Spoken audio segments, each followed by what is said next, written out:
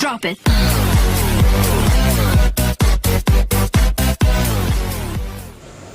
Hello guys! So today we will be tackling on how planes fly. So I'm going to talk about 4 forces which are constantly acting on a plane during flight. And we will take a look at how all of these forces interact with each other. So let's look at our plane here and let's look at the 4 forces and what they do. So beginning with one that we are all familiar with, the first force is lift. So lift is what essentially causes the plane to rise up into the air. The more lift is being generated, the faster the plane will come upwards. The second force is opposite to lift, and that's weight or gravity, which is trying to pull the plane back towards the ground. The third force is what we get from engines, and that is thrust. This is what propels the plane forward through the air. And the fourth force is drag, or you can call it wind resistance, where the friction of the air passing over the plane is trying to slow it down. So to achieve level flight, all of these forces need to be balanced, and balancing these forces is actually very simple. All you need to do is make sure that the plane is flying at constant speed, and then these forces will balance out. Now there's a couple of ways that we can influence these forces which will affect how the plane will fly.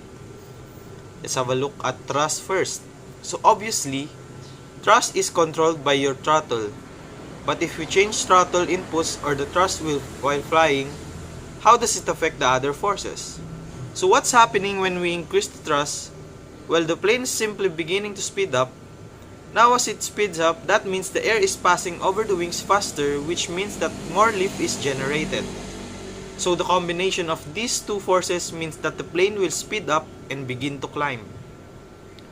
Now when we reduce the throttle, as you may have already guessed, the opposite happens. The amount of thrust is less than the amount of drag being generated, so the plane begins to slow down, and as it slows down, less lift is produced and the plane begins to descend. Now what other way to influence these forces is to alter the pitch of the aircraft. So imagine, what if we pitch up slightly and make no other changes to any controls? What forces do you think will be affected? I'll give you a few seconds to think about it.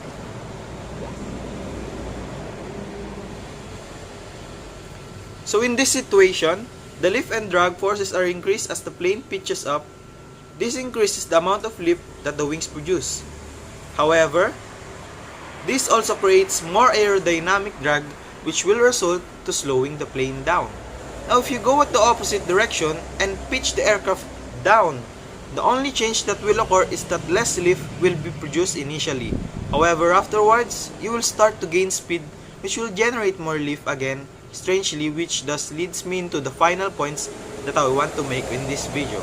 So a lot of aircraft nowadays are built with something called inherent stability in mind. Now what does that mean? Well, basically means that the plane will naturally always try to return to straight and level flight even if the pilot is making no inputs on the controls or whatsoever. So this involves designing the plane in a certain way, which is kind of complicated, but basically the plane is manufactured, so they will always try to find a state where these 4 forces are always perfectly balanced. So hopefully that gave you guys a little more aviation knowledge. Thank you for watching. Peace out.